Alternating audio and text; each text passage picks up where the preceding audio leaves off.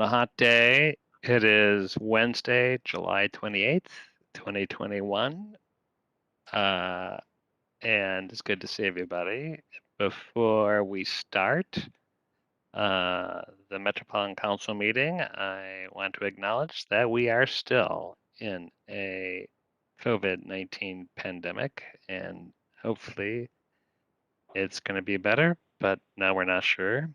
We are still holding virtual meetings, and we're doing that because we deem it to be safer under Minnesota statutes section 13D.021.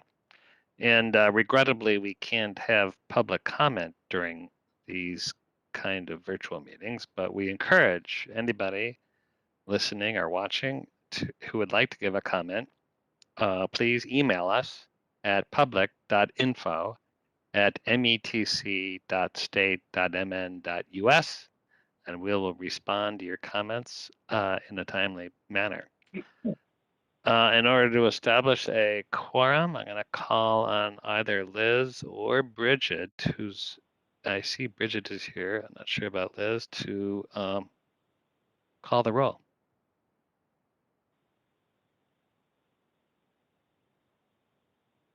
I know Liz has some power issues.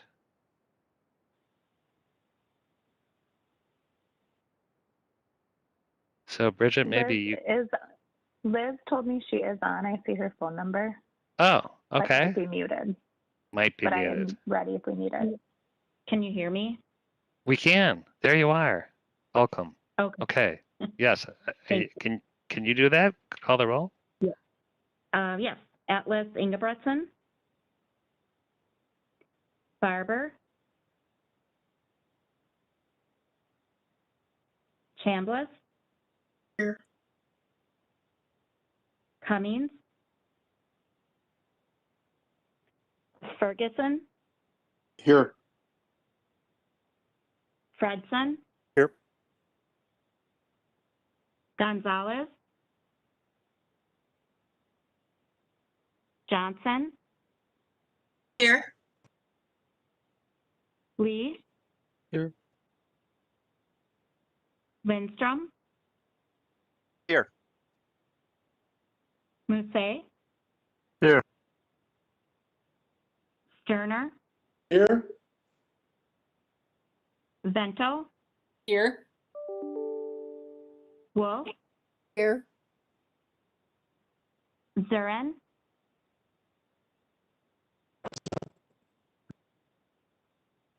Zurin.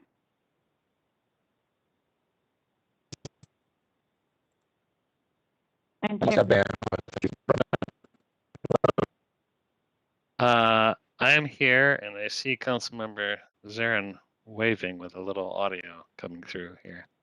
And Councilmember Barber, I believe, has just joined us. Gonzalez is here too. And Councilmember Gonzalez, welcome. Okay. All right, we have a quorum. And now the approval of the minutes, and unless anybody has an objection or an amendment or a change or questions, I will deem it approved. And not Mr. Chair, you're referring to the agenda, not the minutes, correct? I did I say minutes? Well, there's my slip. Thank you. This is why we have great council members. Keep me on track. If we don't hear any objection to the agenda, then we will go on to the minutes. And hearing nothing, that there are minutes that were sent out ahead from our meeting on July 14th. Wolf moves the minutes. Is there a second? Turner seconds. Lindstrom. Thank you. Any comments, discussion? All right, hearing none. Liz, call the roll. Atlas Ingebretson. Barber. Aye. Chambliss. Aye. Ferguson. Aye. Fredson. Aye. Gonzalez. Here. Johnson. Aye. Lee, Aye. Lindstrom, Aye. Musse, Aye. Sterner, Aye. Bento, Aye. Wolf, Aye. Zurin, Aye. Do you hear me okay? Got it. Aye. and Chair Zelli. Aye. All right, that motion carried. On to the consent agenda. Is there a motion and a second to approve the consent agenda? Bento moves approval. Johnson seconds. Thank you. Thank you. Any discussion? All right, hearing none. Liz, please call the roll. Atlas Ingebretson, Barber, Aye. Chambliss, Aye. Ferguson, Aye. Fredson, Aye. Gonzalez, Aye. Johnson, Aye. Lee, Aye. Lindstrom, Aye. Musse, Aye. Sterner, Aye. Bento, Aye. Wolf, Aye. Zurin,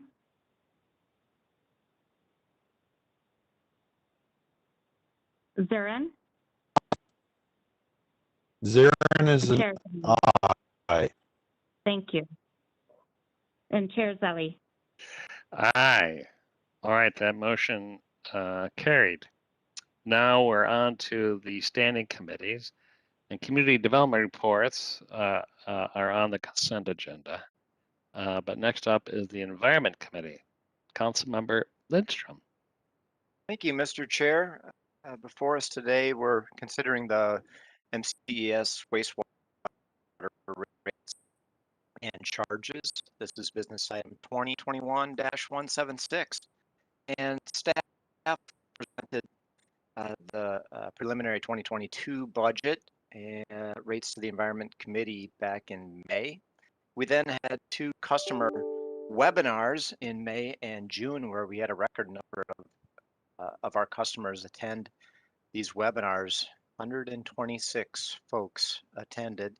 And the proposed revenue increase for the regional wastewater charge in 2022 is a 4% increase over 2021.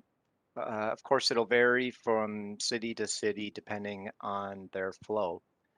This rate increase is being driven by increases that we're seeing in utilities, increases in labor, increases in chemical costs, as well as a decent sized information service project as well. Details are provided in the business item, of course. The increase and the other rate changes comply with our council policies and should enable environmental services to meet our wastewater regulatory requirements, implement the infrastructure rehabilitation and repair needs, and provide wastewater capacity for our region's growth. So in addition, these proposed charges and rates are based on our cost of service methodology per our council policy. These wastewater rates need to be set well in advance because our city customers set their own budgets and their own rates in the months ahead. Therefore, Mr. Chair and members of the council, I move that the Met Council adopt the wastewater rates and charges to be effective January 1st, 2022, as outlined on page 1 of the business item. Thank you, Peter. Is there a second? Sterner Wolf seconds. seconds. Thank you. Any discussion? All right, Liz, please call the roll. Barber, Aye. Chambliss, Aye. Ferguson,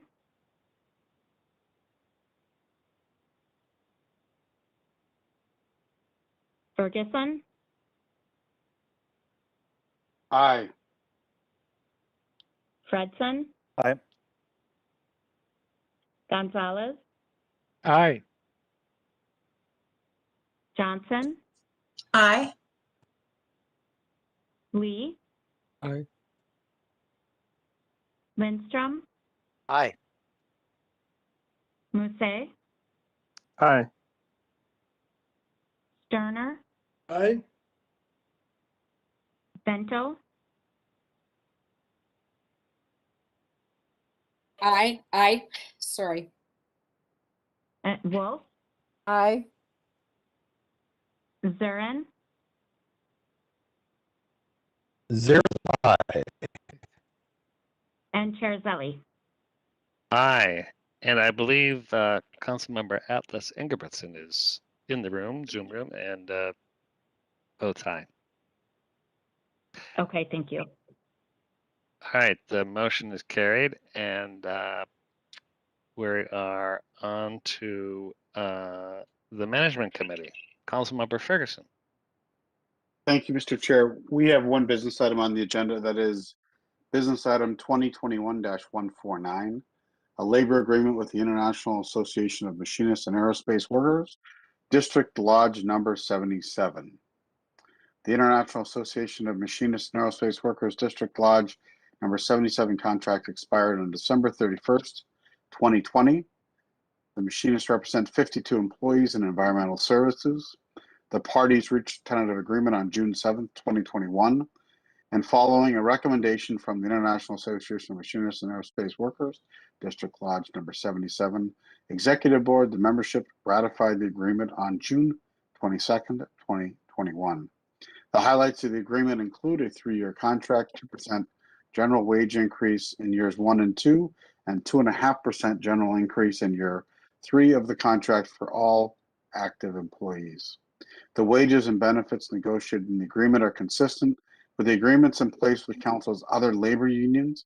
The cost of the labor agreement was reviewed by Finance and was negotiated within the economic parameters established by the Council.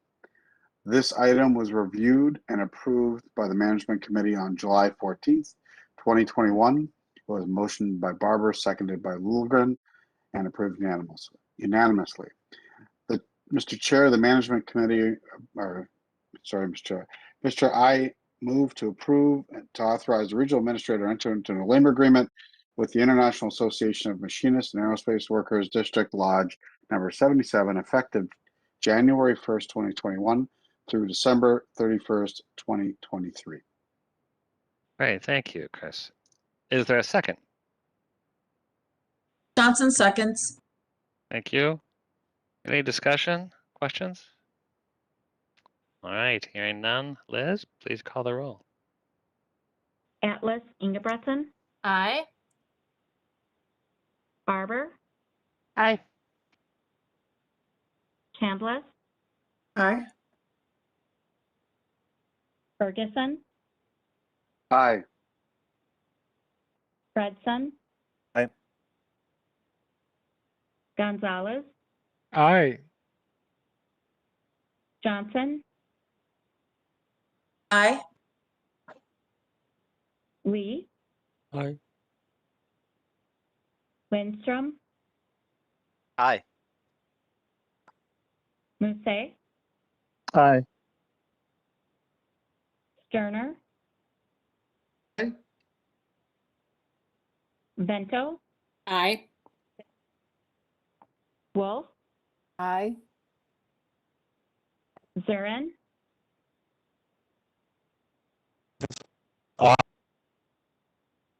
Aye. and Chair Zelli. Aye, that motion carries. Transportation has reports on the consent agenda. which takes us to a joint report of Environment and Community Development Committees. And I believe Councilmember Bento, are you taking this? Yes, I am, Mr. Chair. Thank you. The following two business items are for comprehensive plans for communities connected to the regional wastewater system. Both items were reviewed by the Community Development Committee and the Environment Committee. In both cases, council staff have found the 2040 plans to conform to regional system plans. They are consistent with council policies, and they are compatible with the plans of adjacent and affected jurisdictions. The first is business item 2021-167 JT Birchwood Village 2040 Comprehensive Plan. The first business, this is to authorize the 2040 Comprehensive Plan for Birchwood Village and to approve their comprehensive sewer plan. Mr. Chair, I move that the Metropolitan Council adopt the attached advisory comments and review record and take the following actions.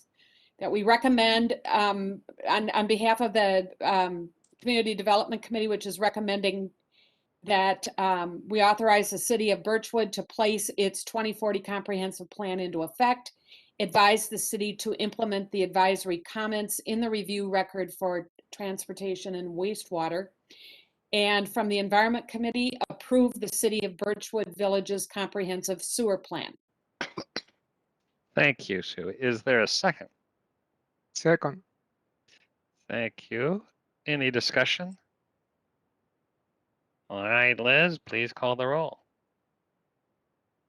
Atlas Ingebretson, Aye. Barber, Aye. Chambliss, Aye. Ferguson, Aye. Fredson, Aye. Gonzalez, Aye. Johnson, Aye. Lee, Aye. Lindstrom, Aye. Musset, Aye. Sterner, Aye. Bento, Aye. Wolf, Aye. Zurin, Aye. and Chair Zelli. Aye. That motion carried. Councilmember Vento. The second item, Mr. Chairman, is business item 2021-168 to authorize the 24 comprehensive plan for Champlin and to approve their comprehensive sewer plan. Mr. Chair, I move that the Metropolitan Council adopt the attached advisory comments and review record and take the following actions. Recommendations of the Community Development Committee include authorize the City of Champlin to place its 2040 comprehensive plan into effect, revise the city's forecasts upward and downward as shown in Table 1 of the attached review record, revise the city's affordable housing need allocation for 2021-2030 to 201 units, and advise the city that within 60 days after receiving the DNR approval, the city must adopt the MRCCA plan and submit a copy of the final adopted plan and evidence of adoption to the DNR, the council, and the National Park Service within 10 days after the adoption. And finally, a recommendation of the Environment Committee to approve the City of Champlin's comprehensive sewer plan. Great. Thank you, Sue. Is there a second? Second by Chambliss. Any discussion? Questions? All right, Liz, please call the roll. Atlas Ingebretson, Aye. Barber, Aye. Chambliss, Aye. Ferguson, Aye. Fredson, Aye. Gonzalez, Aye. Johnson, Aye. Lee, Aye. Lindstrom, Aye. Musset, Aye. Sterner,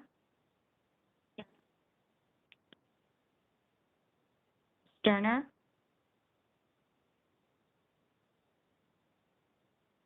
Vento, Aye. Wolf, Aye. Zurin,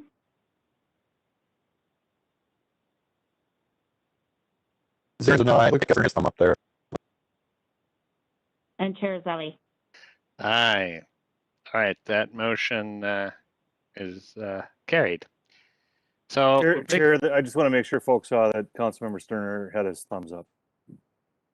so the record shows that was a aye vote from Councilmember Sterner. Thank you, Thank you very Chris. much. There it is. Okay, good. Which takes us to other business. We have two items, business item 2021-188 and 2021-189. And these are my recommendations for appointments to the Land Use Advisory Committee and the Livable Communities Advisory Committee.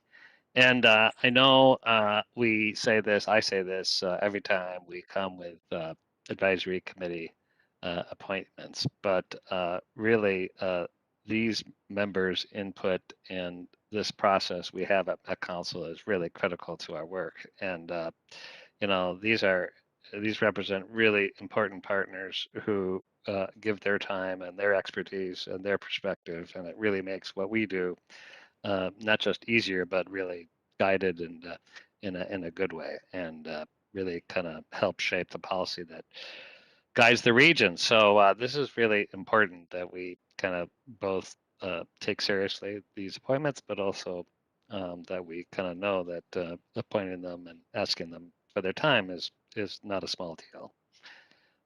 First, business item 2021-188 is the appointment of Mayor Bill Drosty of Rosemont to the vacancy of District 15 on the Land Use Advisory Committee. Now, his service to the community includes a number of things, including positions on the Minnesota Valley Transit Authority Board of Directors, the Minnesota Statewide Emergency Communications Board, Regional Council of Mayors, Family Housing Fund Board. He also serves on the National League of Cities Transportation Infrastructure and Services Committee. This possibly proves the rule that if you want to get something done, find a really busy guy. So we've done that. Business item 2021-189 has 9 appointments to the Livable Communities Advisory Committee. And just to remind everyone, this is the technical review group with broad expertise, and it reviews the complex development and redevelopment proposals for the Livable Communities Demonstration Account and the Transit-Oriented Development Grant Programs through the Livable Communities Act. The appointments today include the at-large chair position, as well as openings in expert areas of community engagement, environment, development, local government, transportation, and site design. It's really an incredible slate of nominees with a variety of experiences and perspectives from from different sectors. And I really also want to particularly call out Mayor Mary Lee Abrams of Maplewood, who comes highly recommended from a number of you to be nominated to serve at the at-large position of chair. So we've been recruiting these openings through a number of community organizations, including many of you helping, as well as through our communication channels since April. And I want to give a special shout out to Councilmember Barber and Sterner for their help in recruiting Mayor Drosty to apply to the Land Use Advisory Committee. And also a big thanks to Member Vento, Chambliss, and Lee for serving on the LCAC nominating committee and hosting as many as 20 interviews over 2 evenings. So that was a large commitment of your time. And I know you say the staff makes it easy, and they do. It's still a lot of time and effort. I really appreciate your support for our advisory committees. So given that all that under the other business items with with my recommendations, unless anybody objects, I suggest we have one of motion to include all these appointments. And unless anybody has any questions or would like to split one of them out, and if not, I entertain a motion for approval. Sterner moves the slate of appointments. Thank you, Phil. Any a second? Vento seconds. Thank you, Sue. Any comments, questions, discussion? Councilmember Lee. Mr. Chair. Thank you, Mr. Chair. I want to give a shout out to staff, Katie Driscoll, who does this each year for all of us, and she does a great job. And whoever else supports her in this work, they do an incredible job keeping us on task and on time. And when before pandemic, they would even order us food for the late evenings. So thanks a lot to Katie Driscoll and her team. I second that. Thank you, Chai. And also to add on to that, we lost some of that staff to help with the COVID in other areas like Katie did with the Department of Health. So we did all of it and other things as well. Any other discussion? Councilmember Johnson. I just want to second everything that's been said. I was really pleased to see the slate that we have. I do want to shout out to Mayor Drosty. I got to serve with him in various capacities while I was mayor. He's a great candidate. So thanks for recruiting him because he'll serve us well. And everybody else on the other list, many people I know, I see their new names. So I'm thrilled. And to all of you who did put your time in, it's work. But it's really humbling, I think, when you go through a process like that to realize what great talent we have out there that want to help the whole region and provide their insights to us. So I just think it's a great slate and I'm really proud to support it. Thanks, Judy. Any other thoughts? All right, Liz, please call the roll. Atlas Ingebretson, Aye. Barber, Aye. Chambliss, Aye. Ferguson, Aye. Fredson,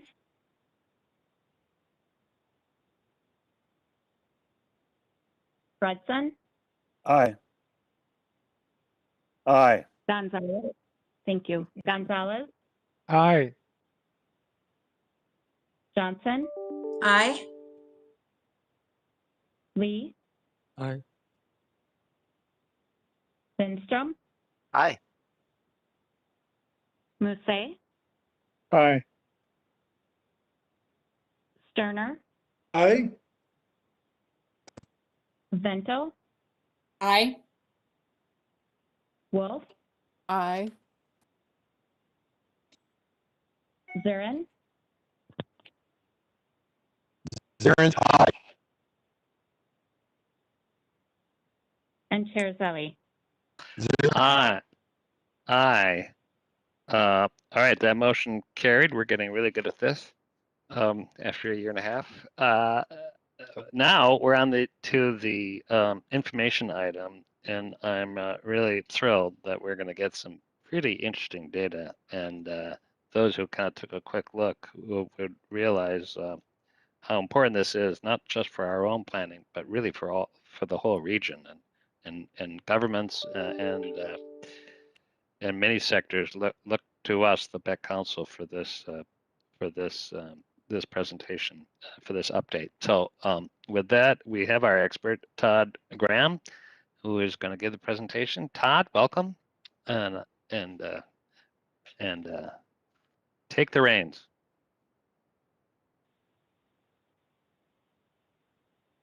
And to find that unmute button. Thank you, Chair Zelli. Let me see if I can switch this to slideshow. Okay. I'm Todd Graham. I am a principal forecaster with Met Council Research. Is this slide showing up?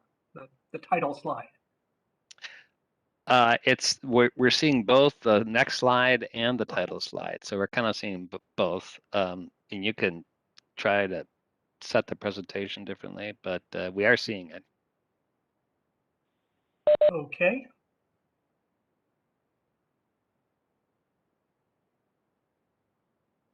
No, I'm gonna give it a try from here.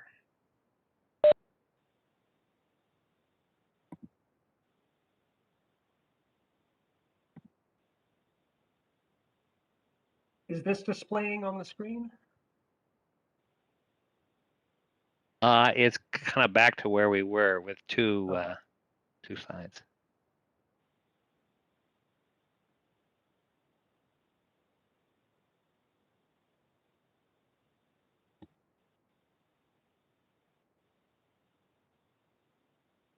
Greg, I think I'm gonna have to take you up on that if I can't figure this out.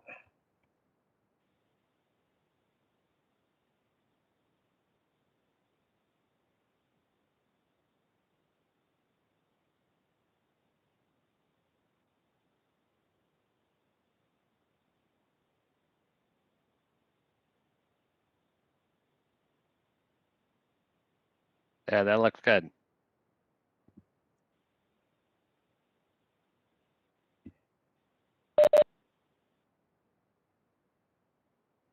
Okay, Greg, have you taken over?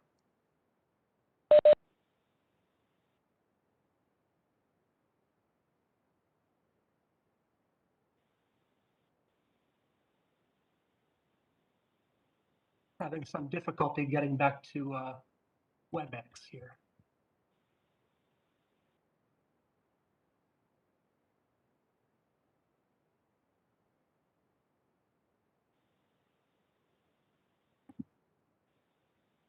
Okay. Yeah, I'm Todd Graham. I'm principal researcher with Met Council Research. I and our research team prepare and maintain the council's forecasts, the long-range economic and population forecasts for the region and for all the cities and towns in the region. Greg, you can advance one slide. Great. We are bringing you today a biennial update of the region level forecast and the trends that this work suggests. This is on screen as an outline of what I've prepared. I know there are always questions about why did the forecasts change. So that'll be where we'll end up the last quarter of the presentation. But jumping right in, Greg, you can advance a slide. I will start with the front matter, the forecast's connection to regional planning. Met Council is a planning agency. Any good plan is built on expectations about the future and about the conditions related to our planning and other activities. So our research team is called on to answer how much growth is expected and where and when will we see growth and changes. This work matters because, again, Met Council is a planning agency. In the Twin Cities, both Met Council and local governments are involved in systems, infrastructure provision, services delivery, and we have a concurrency expectation. That is, regional and local governments are planning for the same future. So this really is the path to planning success. In this presentation, I'm going to cover how much growth for the region and when we expect that growth. This presentation will not drill into where we expect the growth to happen. We are not yet revising all of the local forecasts. It is our practice to prepare a major update of local forecasts at least once per decade. And we last did that at the start of the decennial planning cycle and then when we released system statements. And we will do that again. This will be coming up in 2022. We are now working to implement and calibrate a separate local land use forecast model that we will be talking with you about next year. Next slide, please. So why are we bringing this update now? It is because we want to keep the information fresh. So we adopted a best practice of biennial updates. We update data on the national level economy, the context, assumptions, and just to keep it current and to keep in step with forecasts that everyone else is using. Specifically, we load into the council's regional model some time series that we get from IHS Markit's 30-year economic forecast and from the state economist's 5-year forecast. One more point here, the regional forecast in 2014 and 15 was the overall control for the local forecasts that went into the system statements. And what I mean by the local control, the regional forecast was the total of all the local forecasts. And it will be again as we get into the next planning cycle. More about local forecasts. You know that in between the comprehensive update of all the local forecasts, there can be individual one at a time forecast adjustments. And that happens when there's substantial change in local planning such that higher numbers or lower numbers are necessary. So ultimately you, the council proper, sign off on that. For example, earlier in today's council meeting, you acted to change the forecast for Burnsville, Minnesota, and for Champlin, Minnesota.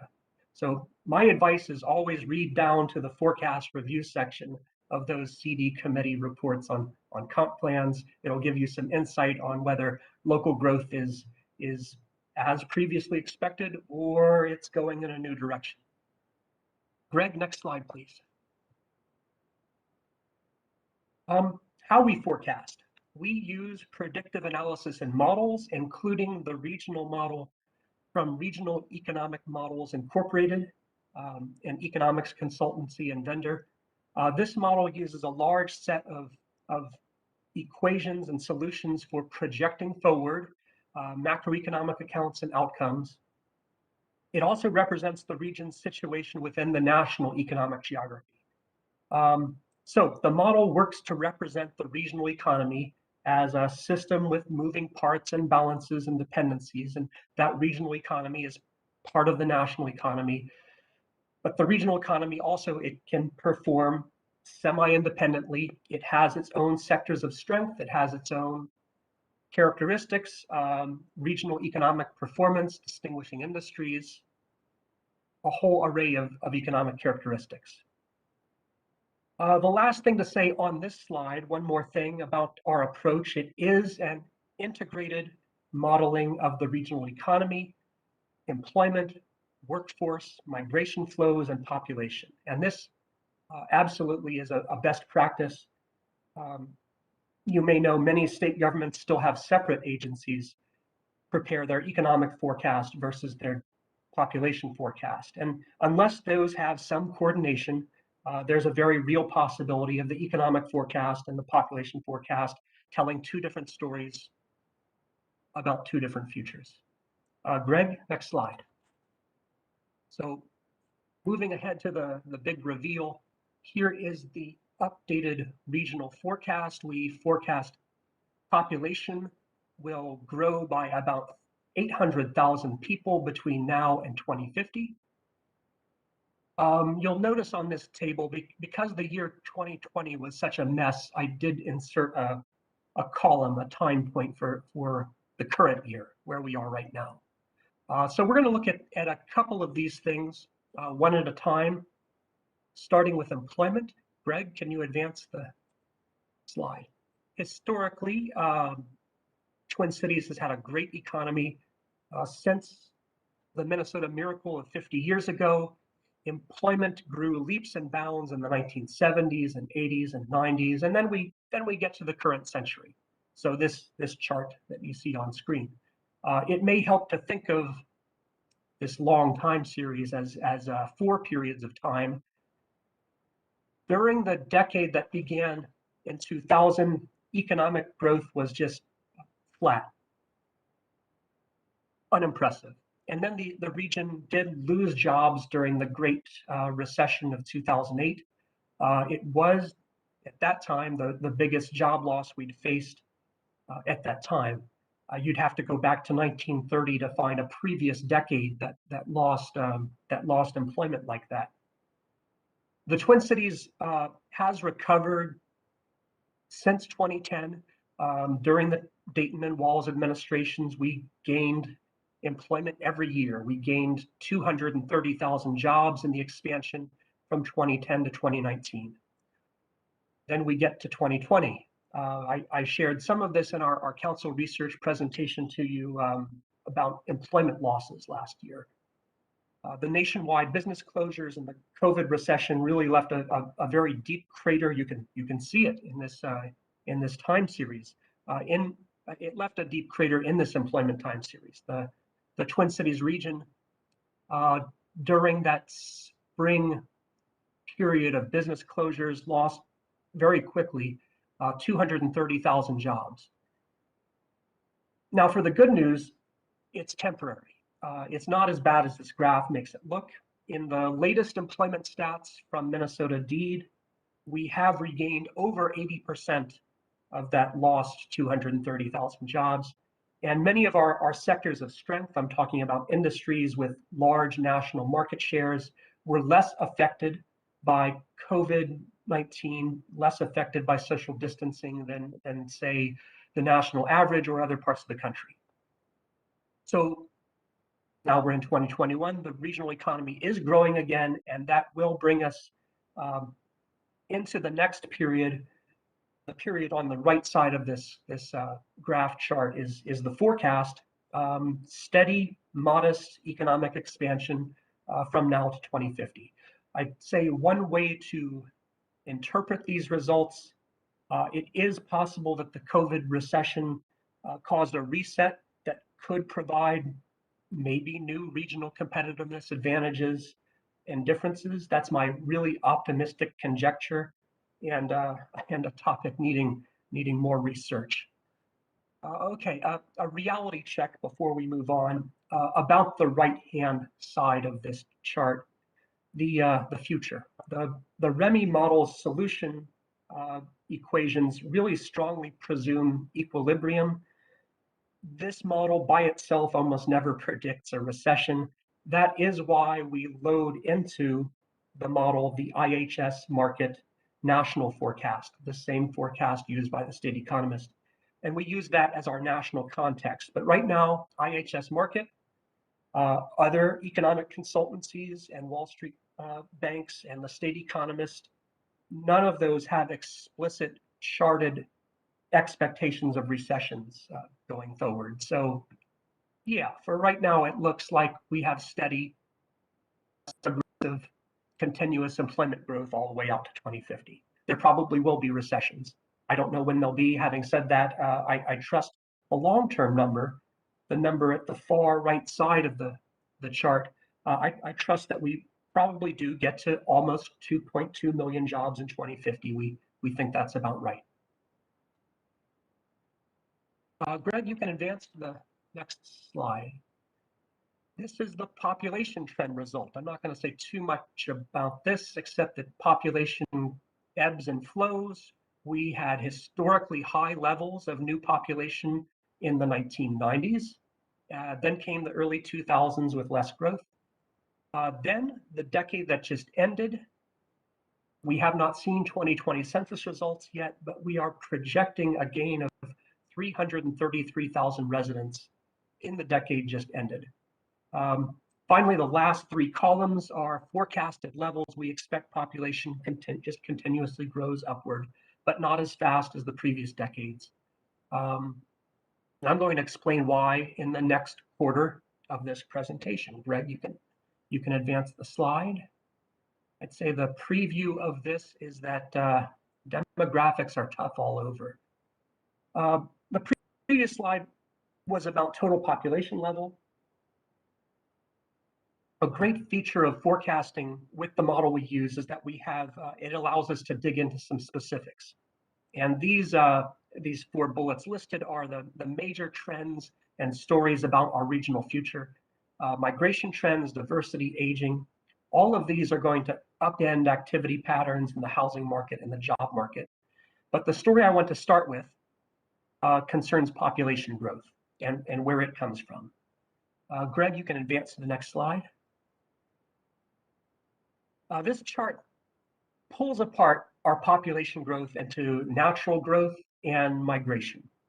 The total height of each column that you see 6 columns on here, is the historic or forecasted population growth. And really, really great that in the decade just ended, we gained 333,000 people. But the growth is going to be decelerating in future decades. The top series of this chart, what's labeled natural growth, is the number of children being born less the number of people who die. Historically, throughout the 20th century, natural growth has been really the largest source of where the Twin Cities gets its new population. But that was then, and this is now, and you see there's sort of a shift going forward. We have passed the peak of what I was calling natural population growth. On one side of the balance sheet, birth rates are down. The number of births in Minnesota reached its peak in 2005, 6, and 7, and since then, birth rates have been declining. That doesn't fully explain the natural growth. The other side of the balance sheet is people dying. Those numbers will take off in coming decades, and the explanation is is baby boomers and Gen X and everyone who comes after. Because again, everyone will eventually die. I'll talk in an upcoming slide about the explosion of the senior population, and you can imagine subsequent to that, subsequent to the aging boom, there will also be a boom of people dropping out of the population. Okay, well, I want to turn to a happier subject, the bottom half of this chart. The dark blue time series is international immigration. Those numbers were down dramatically in years 2019 and 2020. Some of that was difficulties of the pandemic, but then also some of it was the anti-immigration policies, implemented policies, and barriers of the previous administration. Going forward, though, we're making some assumptions of a return to normal, a return to normal flows of international immigration. And our REMI consultants have found and have forecasted that the Twin Cities region's share of that international immigration is about 1% of everyone who immigrates to the United States. We get about 1%. Finally, this last light blue series on the chart. It's very thin numbers, but what it's showing you is domestic net migration. In Met Council's new report released on our website, we find the main reasons that people move domestically and that they relocate here from the rest of the U.S. are employment and economic opportunities and educational opportunities. That's why people move here. I know that this is the greatest region to live in. I think we may all have some bias in that. We've got lakes and parks and quality of life and a nice boring absence of out of control fires and hurricanes, things we don't have. But if we follow what this data is telling us, people do not move here to be close to the mountains or because Minneapolis is cool. Instead, our long-term correlation is a correlation between migration and the fortunes of the regional economy. I shared on the previous slide that the 1990s and the decade ending 2019, before the pandemic, were both decades of remarkable employment growth. And not at all coincidentally, those are also the decades when more people moved here from the rest of the nation.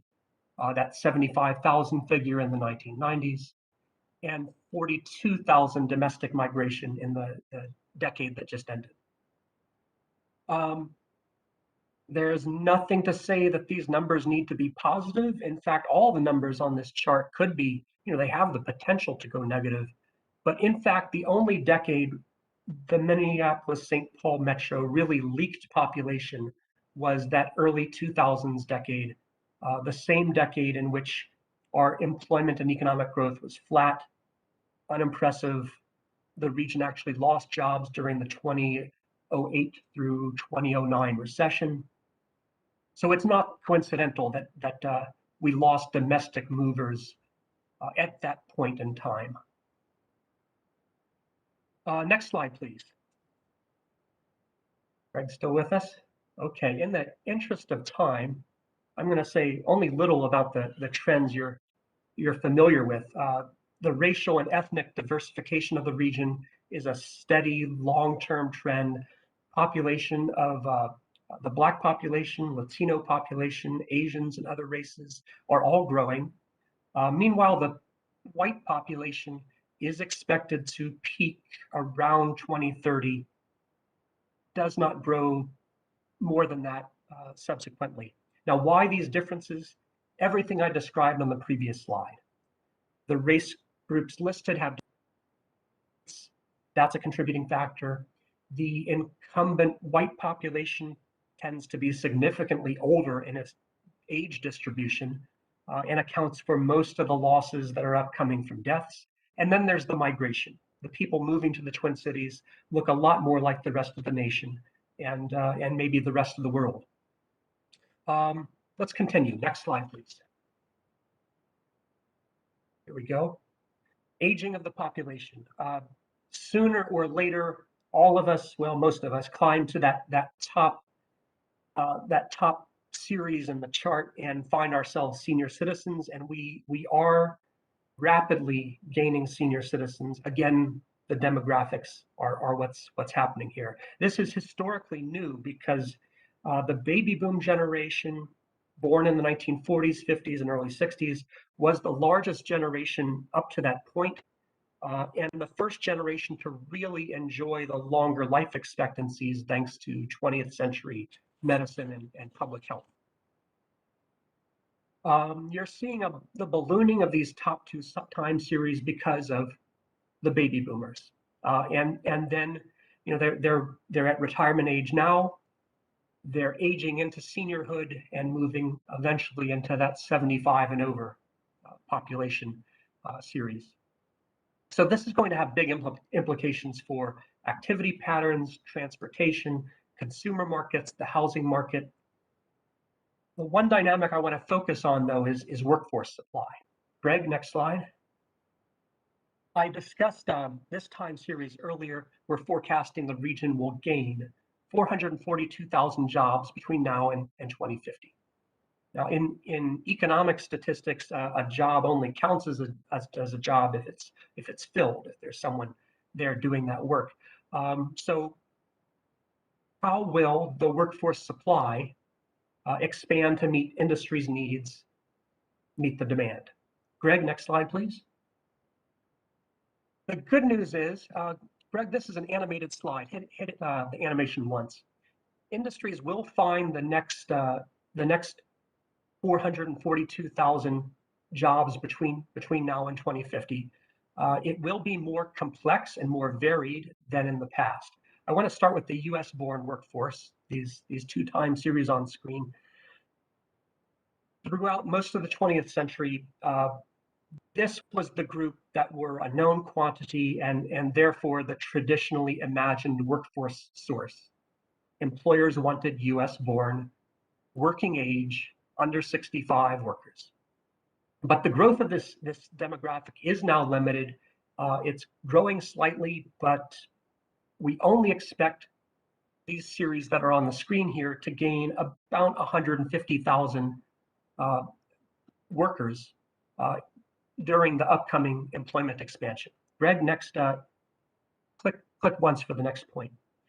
Well, you've probably heard a lot of hand-wringing, maybe from the state capitol complex, about workforce shortages. There won't be enough workers in the future. That would only be true if the US-born population was all that we had to work. But that's not true.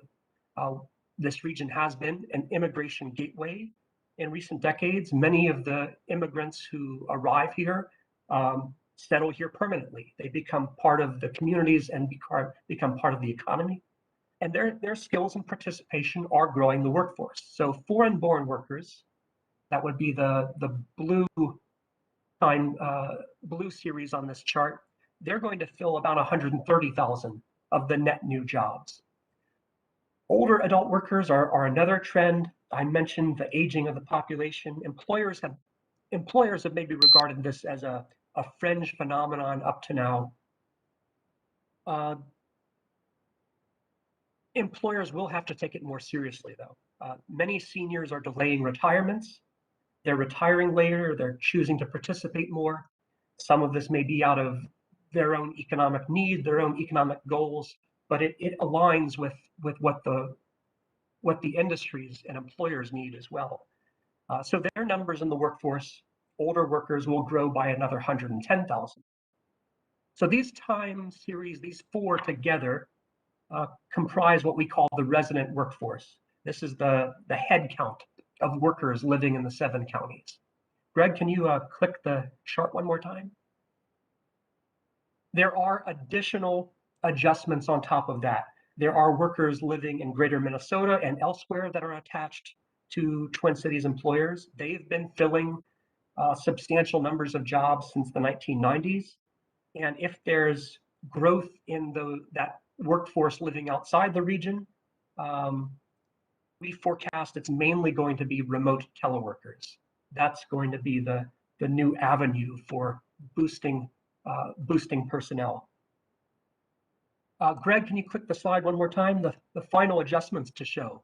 Here we go. The final adjustments are there are 6 to 10% of workers who have a second job, so they contribute to workforce supply twice. And there are 3 to 10% of workers, the number really goes up and down with the economic cycle, closer to 10% last year, closer to 4% according to the state this year. It really varies over time who are the unemployed, but that unemployed, I'm showing it on the chart at the bottom of the chart as a negative debit on the workforce who are actively filling jobs. Next slide, please. So recapping previous 5 slides, demographics are tough all over, and all of these trends discussed are going to drive changes in activity patterns, transportation, housing demand, workforce development pipelines. The last bullet here, as a reminder to myself, if you remember the presentation I gave on this 2 years ago, we usually present a households forecast series. That's not prepared yet today. We determined we really could not be confident in it until we have a household count from the 2020 census. Data from there has been slow coming. If you've seen any news coverage of it, Census Bureau is under federal court order to publish by August 16, and Census Bureau is saying they will publish all the population stats for everywhere on August 16. So we will see what's available a month from now, and then we will fill in that missing piece, the households forecast series. Greg, next slide. The last quarter of this presentation is about how and why our forecast changes, how it's changed since the Thrive 2040 plan's adoption. Generally on screen, these are the reasons that I told you 2 years ago, a forecast can change. I told you in 2019, it's all about what goes into the model as programming and assumptions and data inputs.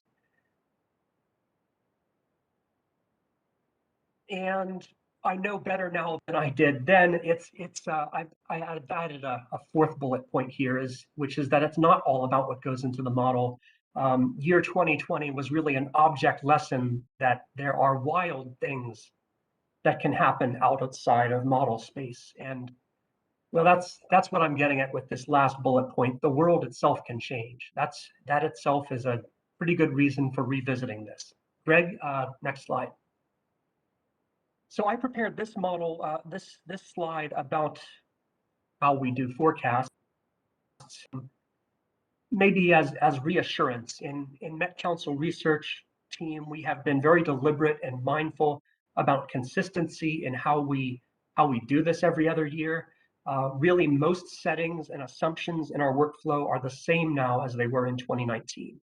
I've outlined on screen here eight of the major dynamics that are that have leverage to move the employment numbers or the population result.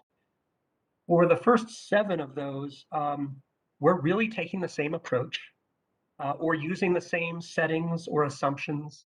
What we get from the model vendor may have changed a little bit, but how I'm working with that really has not changed. I could talk at length about any one of these, but I'm just going to skip to the last bullet on the slot, the last row on this table, and say that this last component is the only one that might look a little different from 2 years ago. In response to comments received when we last prepared the biennial update, we did look for and incorporate external projections of the exogenous bump that we expect as climate change incites people to leave other parts of the country, and where might they go instead. So Councilmember Chris is asking if we can ask questions. Yeah, let me finish the slide and then take questions. I don't want to drag this out. The number of domestic migrants destined for the Twin Cities is now assumed to be a little. It's projected to be a little bit higher than the last time we did this work. But the takeaway from this slide, we've been consistent in how we forecast. It's suggested that I pause for questions. Go ahead. Thanks, Todd. This is a lot of data. And Chris, did you have a question? I did. So I'm curious, you know, we're in sort of really 2 parts to the question, I guess. The first part is, we know historically that communities of color have not graduated at the same rate as our Caucasian communities. And so as our population demographics change, how does that impact our employees' availability, given that unless we fix that, if you apply the same trending, you would expect at least fewer high school graduates and college graduates out of the same population number to be available as employees. And then the second part of that question, which is similar, just as we sort of this, I mean, right now we say there's lots of people unemployed, we haven't recovered all the jobs, but employers are still struggling to find workers. So how do we sort of match those 2 up, where we, which is maybe part of the first question is the cause, but the sort of mismatch between who we have available as employees and what employers in our region are needing and looking, and how that might end up being less employment and more unemployment than the numbers might otherwise suggest. And how's that factored into the modeling? Yes, to your first question, I've made simple assumptions about workforce development pipelines. We are making an assumption that the graduation rate gains that we've seen in the recent past continue, that there's an upward trajectory of graduation rates. You're right that it is somewhat swimming against a tide of the Latino population and the Black population having lower college going rates than the white population and Asian population. So that's a challenge, not just for Met Council, but really for every part of our state government that deals with workforce development, education, and employment. It's going to be a big challenge going forward in the future. The second part of your question was about how employers can mitigate mismatches that might be occurring right now.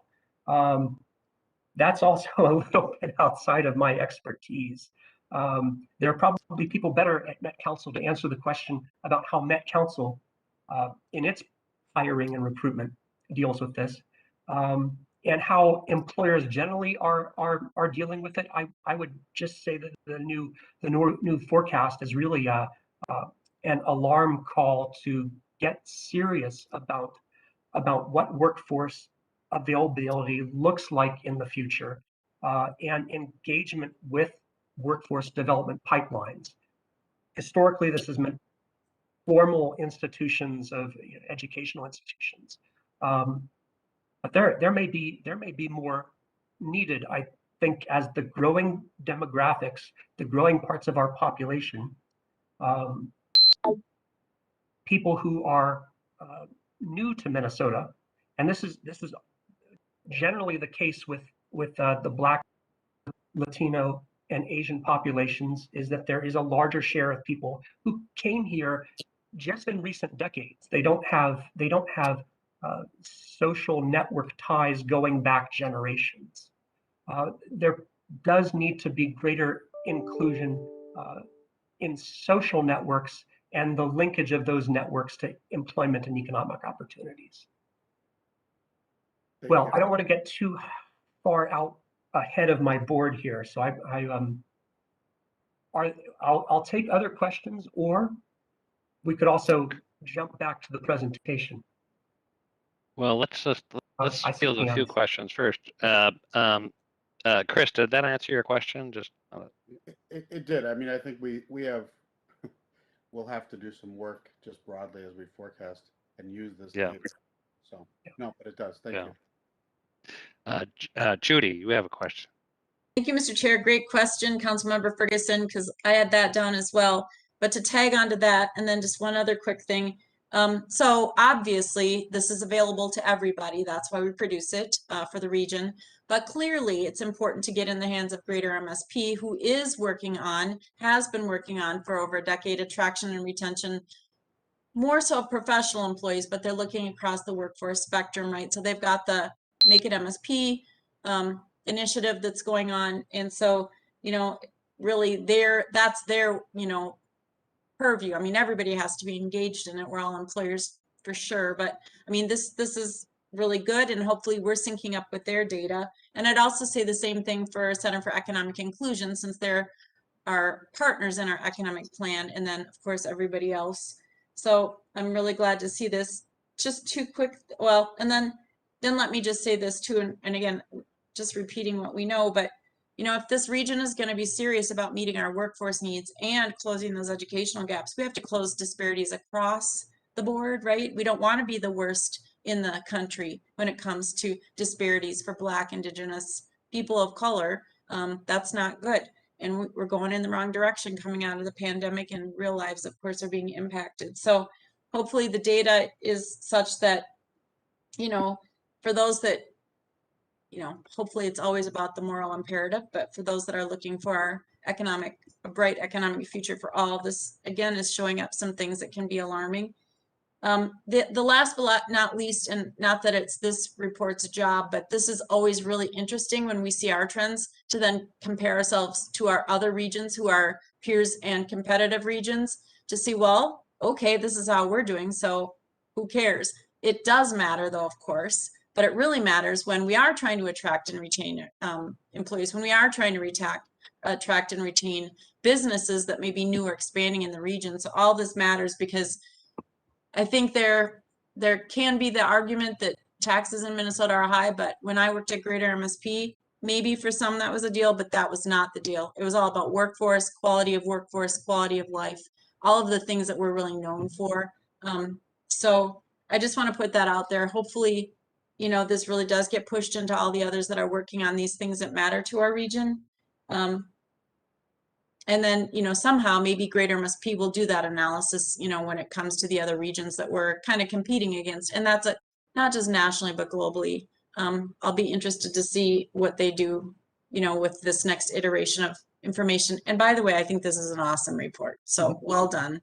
And really appreciate your methodology too.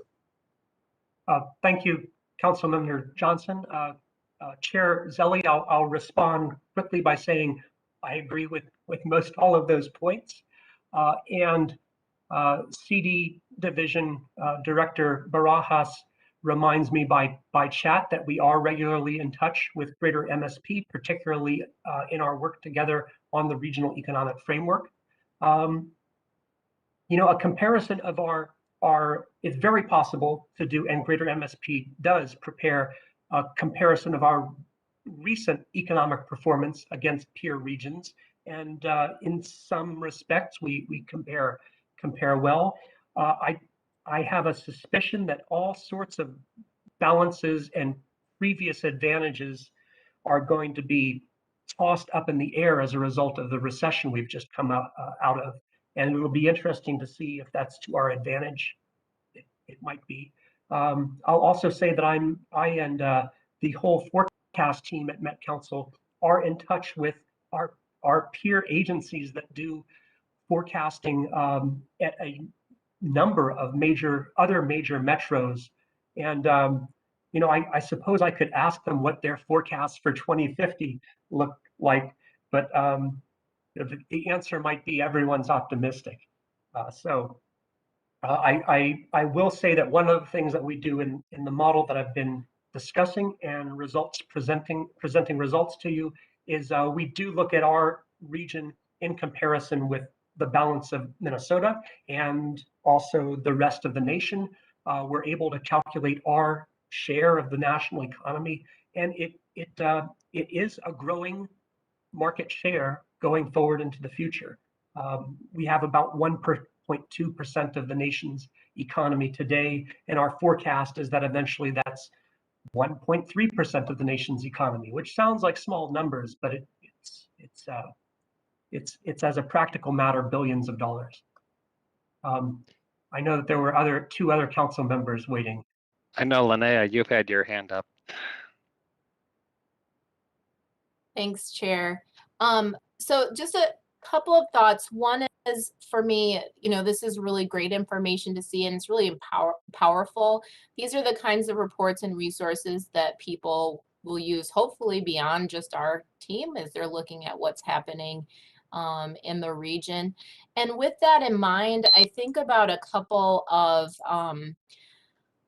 thoughts. One is, and I understand why it's the case, but the absence of Indigenous people when we disaggregate data, I understand why it's not there, but I think that we also have the opportunity by producing this data to lead by example and to innovate in how we share information. And so that's one thing that I think is important, especially because it's such an important population here in the state of Minnesota, and it's an important population everywhere, but I really think that that's important for us not to list BIPOC, but not to include Indigenous people in the data that we're actually looking at.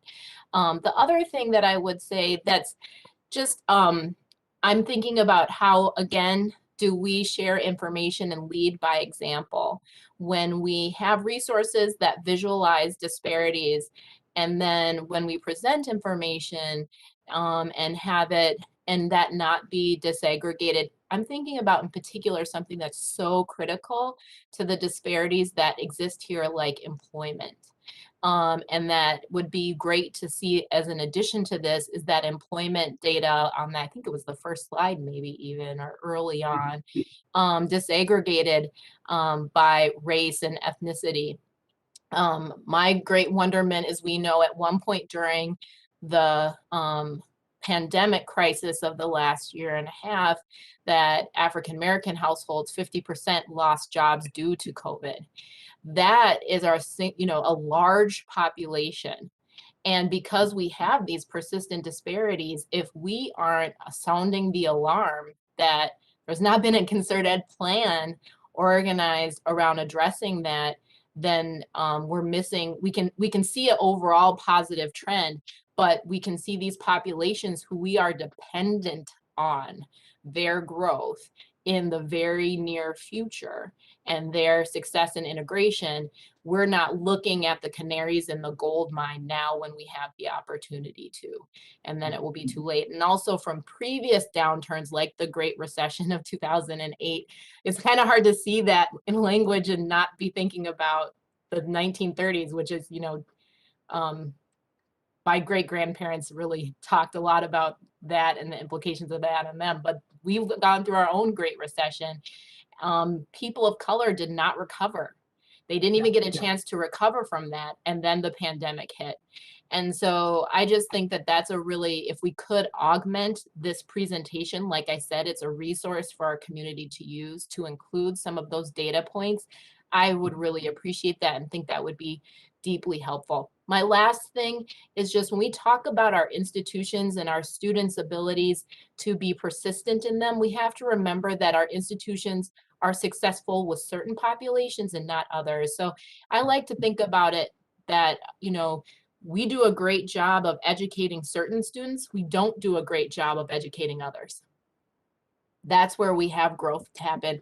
And when we think about higher education, that is even more critical because the tradition of higher education has been seed and weed. And that the merit is in your ability to overcome the barriers, not the goal to have a workforce. That's, you know, the tradition of education is who can make it through. We are seeing that when you look at the persistence rates for anyone, regardless of race or ethnicity in higher education, it's not good for any. We're not talking about the majority of students graduating. It's the antithesis of that, right? And so there's a piece in there too where it's really about how are our institutions doing to ensure students are successful, whether it's in K-12 systems or in higher education. And that's what we get to benefit from.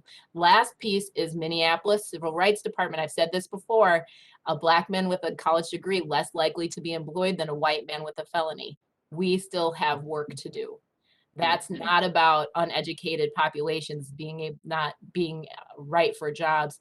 That's about maybe, Todd, some of the things you were talking about around social networks, but also our abilities to really address what are the interpersonal reasons that create and sustain institutions that cannot allow everyone, regardless of race, culture, gender identity, to succeed.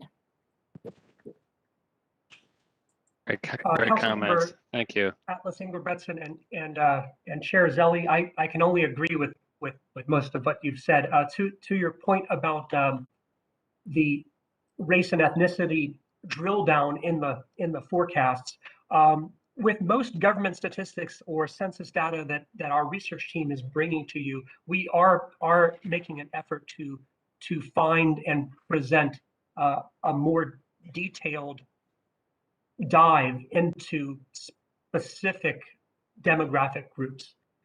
So you see that when we bring socioeconomic data that's current or recent history.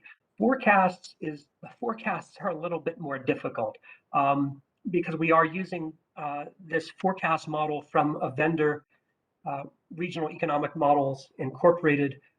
There's a substantial amount of the model operation that is closed programming. It's not programming that I'm able to change. There are some settings in the model I can change, but the vendor itself has defined what they thought were the 4 largest race groups in the nation. I think I would be willing to give a try at doing some post model drill down, taking what comes out of the model and piecing out the indigenous population numbers from that. I can tell you in advance that the indigenous population is going to be the smallest slice of the population pie chart. But it's still possible to do it. Just a follow-up question. Go ahead. Chair, if I could, thank you. I think just like how we work with transit folks to create innovations and partnership, maybe this is an opportunity for us to help some of these agencies build models that better serve communities like ours, and then perhaps others. And so maybe that's an opportunity where we could reach out and ask for partnership. I also think even for the recent there's the forecasting part of it looking forward, but there's also like this last year, 2021, 2020 and 2021, I'm guessing maybe we're able to talk about what actually happened, but that's just a thought. Yes. I think we have to be able to innovate and change these systems. And I appreciate you sharing that And maybe that would be something that would be a gift we could help give the broader nation and community. Yes. All right, great comments. I know we have Peter, Abdi, and Sue. So Peter, go ahead. Thanks, Mr. Chair. Just a quick anecdote from the rest of my council colleagues. Last week, I was presenting to the Roseville Kiwanis Club, and I mentioned the 800,000 number population increase by 2050. And after my comments, a guy came up to me, Roger Williams, who was a Met Council member about 20 or 25 years ago. And he said, hey, I just want to talk to you about those population increases. When I was on the council, the research team estimated a population increase by 2010 of between 200 and 400,000 people. And he said, I looked back and it was 300,000. So the research team was right on the money. I totally expected him to say something other than that, but it was great to hear. So I listened intently, and Todd, I have a feeling you're going to be more often right than wrong on a lot of these numbers. I do have a question on the climate, the climate change induced migration, the Okay. Hauer projections. Do you have more specifics on those numbers? And if you don't, that's okay. Or if you could get them to me later, that would be just interesting for me and the Well, council. I'll try to keep it brief. Matt Hauer is a socioeconomic researcher at Florida State University. He had a projection set that was published in the journal Nature of domestic displacements due to sea level rise. I will say that looking at the literature as it exists now, it's really hard to forecast how climate change is going to affect things and move people. But sea level rise is a little bit more unambiguous. If the sea level is rising, it's and you know how much, you can map out what areas will be affected. So Matt Hauer has and others have projected that 13 million people will be dislocated in this country between now and 2100. Well, that's 80 years from now. Florida alone is 1/4 of that. The other thing that Hauer finds in his study is that based on historical migration movement, which is what he's taking as his template for how people prefer different regions, he's concluding that people really don't want to move more than a few hundred miles. So the numbers coming to MSP region amount to less than 18,000 people, which is, tiny. It's just the tiniest share of 13 million. There will be far more migration. He and his collaborators are projecting to places like Austin, Texas, and Atlanta, Georgia, places that are higher up from sea level, but that there will be these dislocations, and I thought it was worth looking into since it had been asked by a number of people when we did this work 2 years from now.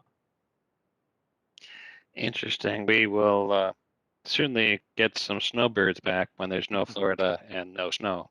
No, seriously. Peter, one more. Just a quick follow-up. There was a New York Times article from maybe a year and a half ago that the headline is "Want to Escape Global Warming? These Cities Promise Cool Relief." And the first city they talk about, you remember it, don't you, Todd? Duluth. Yeah. Thank you. Abdi, did you have a question? Thanks, Chair. Thanks, Todd, for pointing out the lack of professional network as a barrier to opportunity for workers of color. And that's really a major one. I know that from experience. Every week or every, in a database, I see overqualified candidates with PhDs, double masters who have been applying jobs and going nowhere because they don't have any professional network or someone they can call or text. It's a really big barrier. And to the level right now, I stopped sending or referring anyone I know to apply public sector because with the so many disappointments that folks are getting just to get, even to get an interview, let alone getting the job. Do you have any idea how to navigate that barrier or how to at least minimize this, obstacle and to create some opportunities for folks who are highly qualified but have a social network and professional deficit? I'm going to defer on this. I'd say that it's outside of my professional expertise. I do socioeconomic numbers, but not workforce development per se. I think it is a topic for the council and its departments to explore as we get into the next regional planning cycle. But it's also workforce related because if the work related folks cannot get into the jobs, it's a barrier that it's also workforce related. Yes. Yeah, it is one of the factors that would be leading people to be underemployed, both in terms of the rewards of the jobs they're able to find, and underemployed in terms of simply able to get a job with the hours that are desired. So that's definitely something that all government institutions involved in workforce development should be attentive to.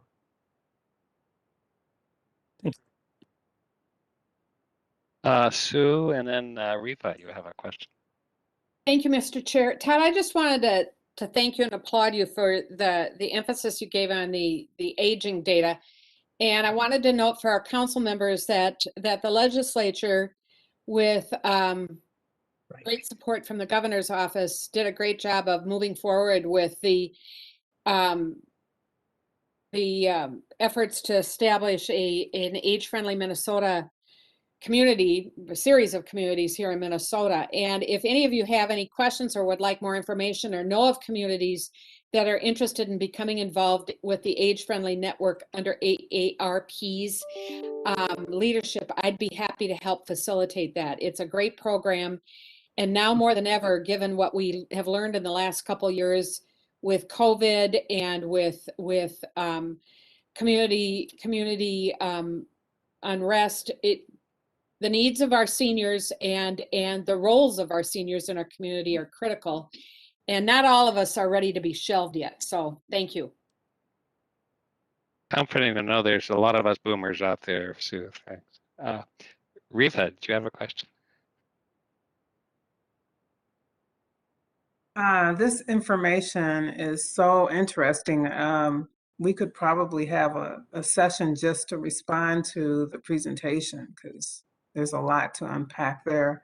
The changing demographics, looking what is happening now, as Councilmember Vento said, with seniors and what their needs are, to what's going to happen, 10 years from now with those 75 and beyond, and as well as the changing birth rates, the smaller family sizes, and what that's going to do to the graph. It looks like it's going to compress it quite a bit in a very short period of time.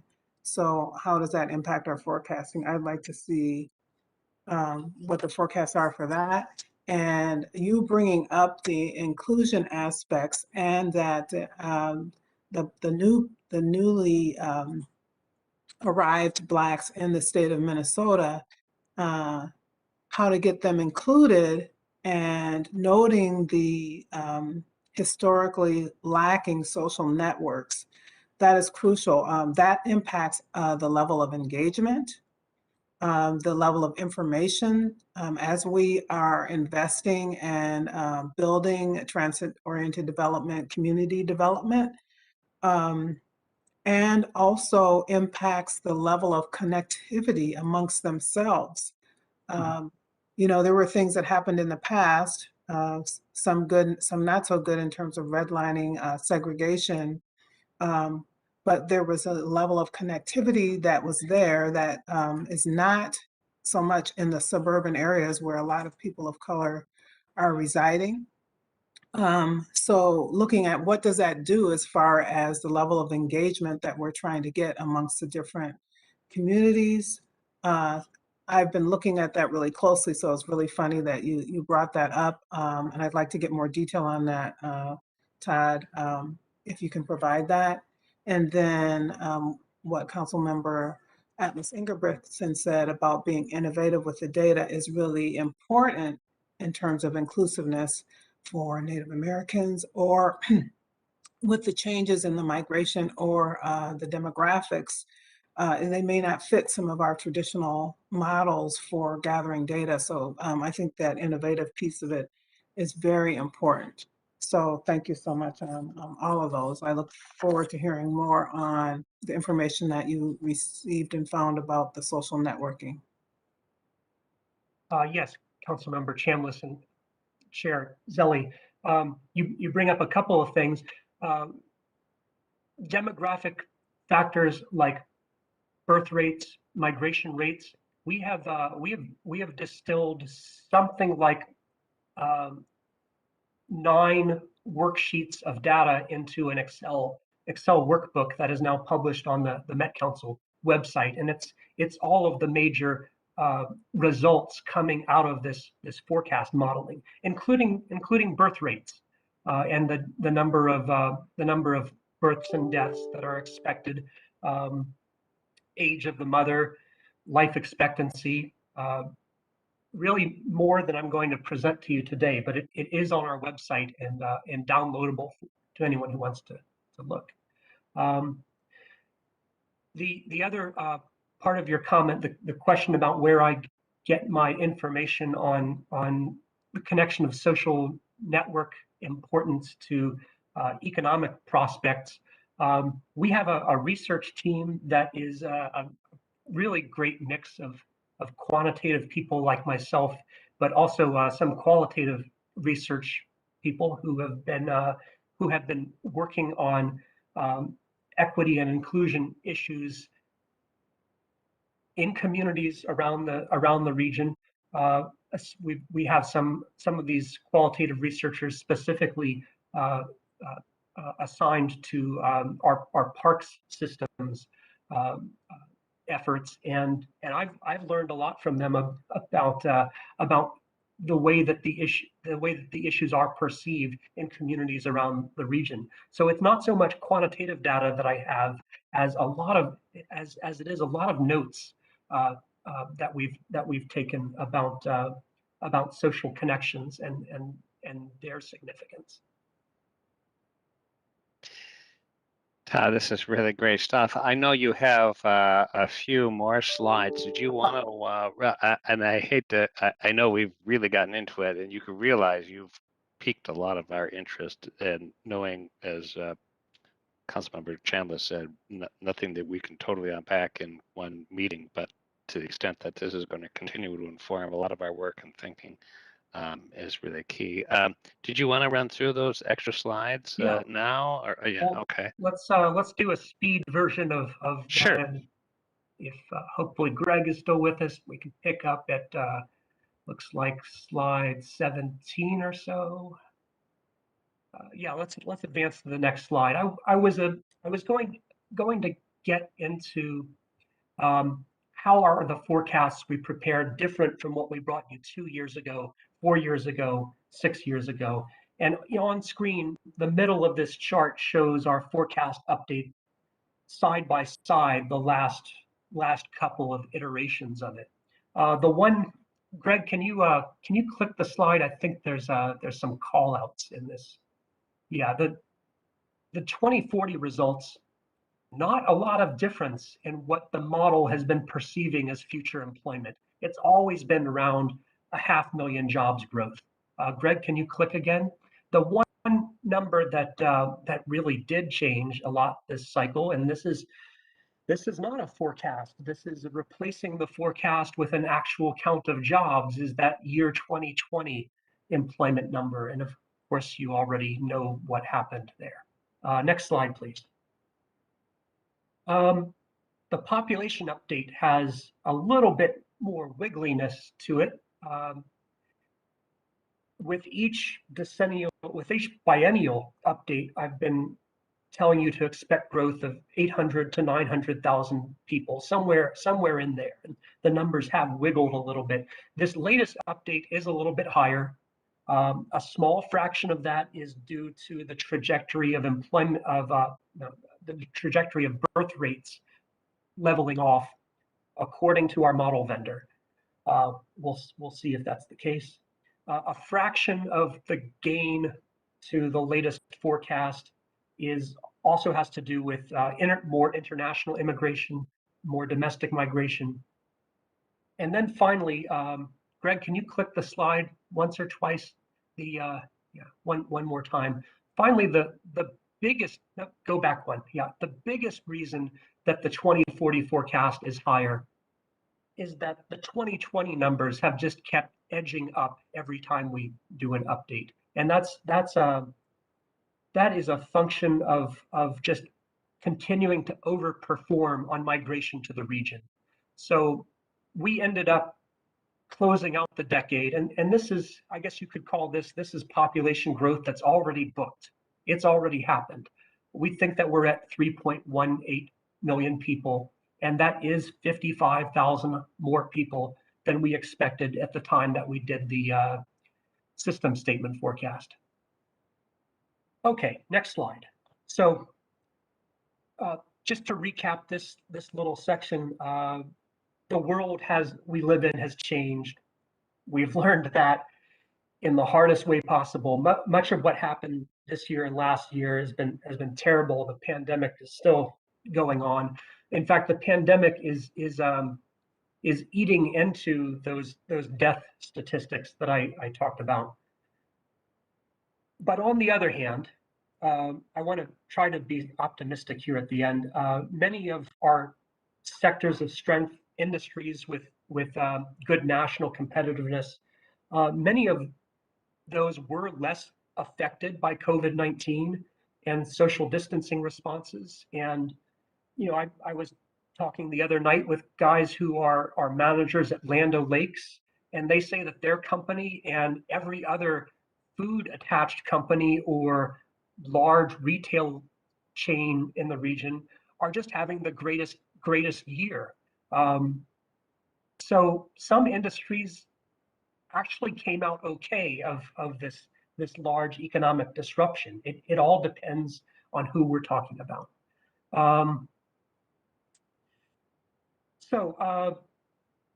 All of the investors, site selectors, decision makers who size up regional economies, and this is going back to Councilmember Johnson's point, are going to assess the Twin Cities economy looking, we think, fundamentally sound still. And that's even taking into account the 2020 civil disturbances and the institutional crisis that we still have with policing.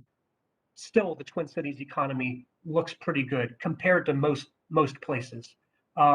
The model that I've been describing is one particular lens for looking at these kind of things. It's a quantitative and analytic tool with a certain framework for assessing what is the regional competitiveness of the region that's being analyzed. And the employment results for 2030 and 2040 are just a tad higher in this model run, this forecast result, than they were 2 years ago. That 2% bump is, I don't want to say anything conclusive about it. I'm going to say it's interesting. It's a sign that the model sees our regional economy as just as strong. And I'm going to say this is my conjecture. Economists will be looking at how the COVID recession caused a reset in regional economies all over the country. Things have been shaken up that could provide new competitiveness advantages. It could provide new differences. We will see. Greg, advance to the next slide. We're in the home stretch now. I think I've just got 3 slides left. This is to let you know that we have published today a regional forecast highlights report, an update of the methodology paper, and an Excel workbook with 9 worksheets of employment, economic, and demographic characteristics of the future region. Next slide, please. And then finally, I wanted to wrap up with a preview of information we'll be bringing you in 2022. The last complete update of local forecasts was in 2015, at the time that system statements were authorized. The next complete update of all the local forecasts and extending the time horizon to 2050 is going to happen starting next year. We are at this point completing, we are working on the implementation, calibration, and tuning of a local forecast model that takes the 800,000 population growth number and locates it to specific places in the region, specific communities, specific zones.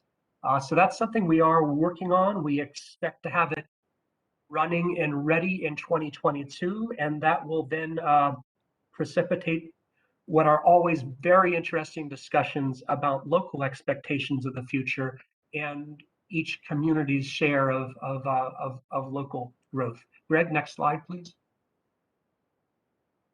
And yes, this is I think what I just covered. That right now I'm providing you with the regional forecast of population and jobs. Later this year, we're hoping to have the households forecast plotted out.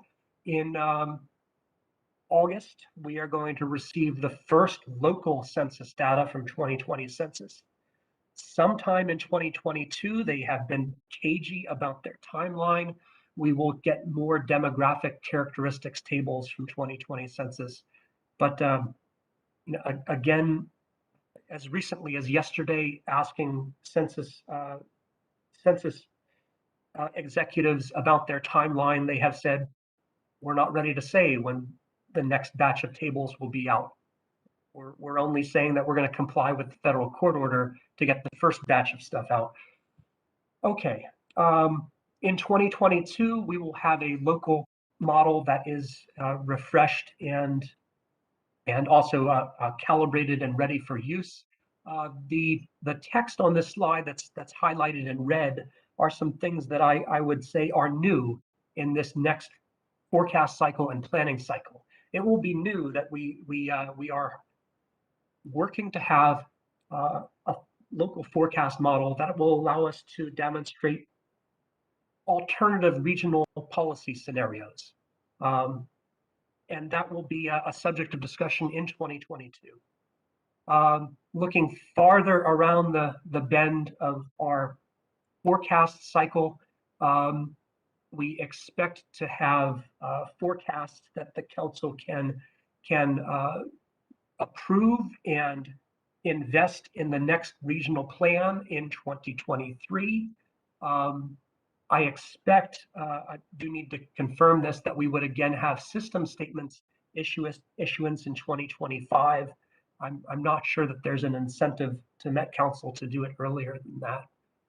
But in the discussion and negotiation of local forecasts, we will hopefully be bringing communities greater detail in the forecasts, greater detail both spatially within their community and also the demographic characteristics that we've been talking about.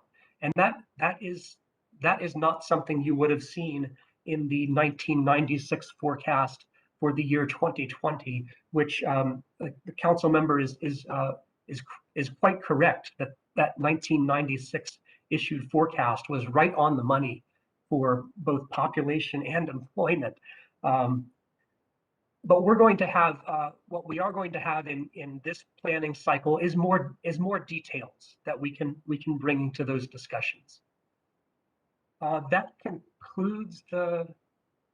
Yep, if you can advance to the next slide, I think we're at the end.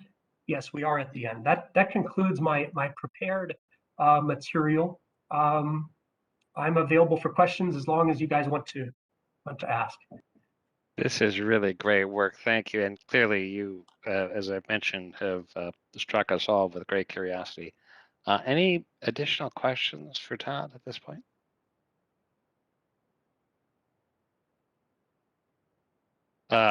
Well, and I think Councilmember Chamba said it best. This is more than we can just process and digest in one sitting, but we would look forward to having you back and also thinking about this report as we both in our own work, but as we collaborate with the Center for Economic Inclusion, as Councilmember Johnson said, as we work with Greater MSP. I just met with some of them last week, and clearly site selectors are really looking, and there's some positive stories, but they're assuming a workforce pipeline, which in the disparities that we have got to be part of the solution. So, this really calls that we have our work cut out for us in so many different ways. But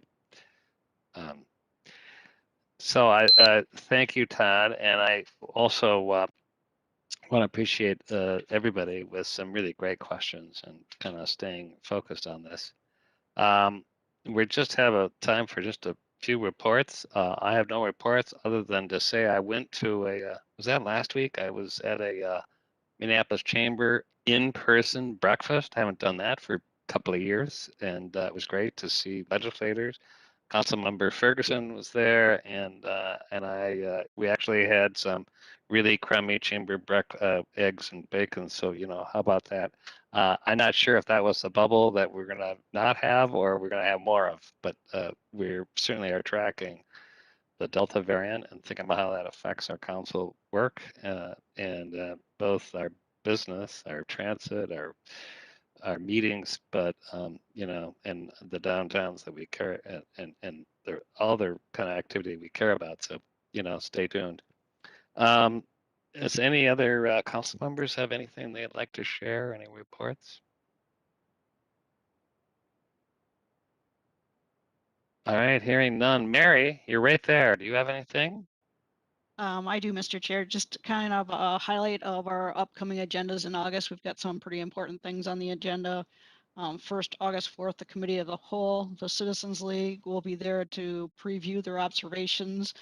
Their final report is due August 31st, but they'll be doing a presentation for us on the 4th, and that will really help inform the additional work that we're going to do for police review.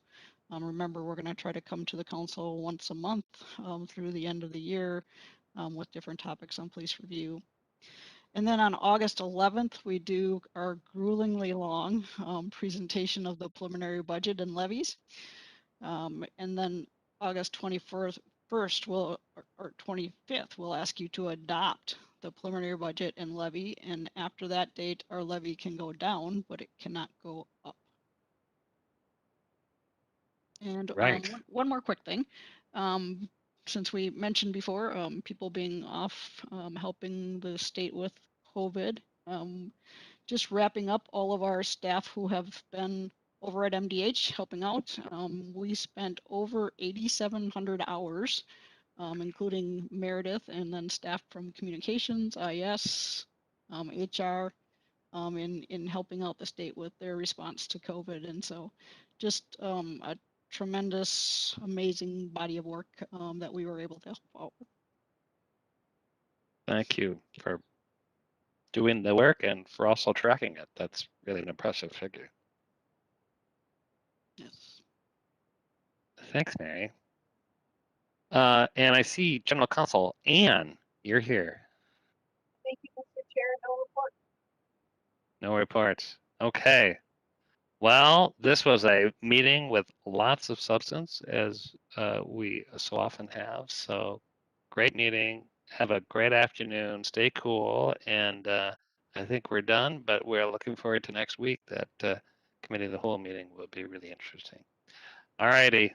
We're adjourned. Goodbye, everyone. Thanks.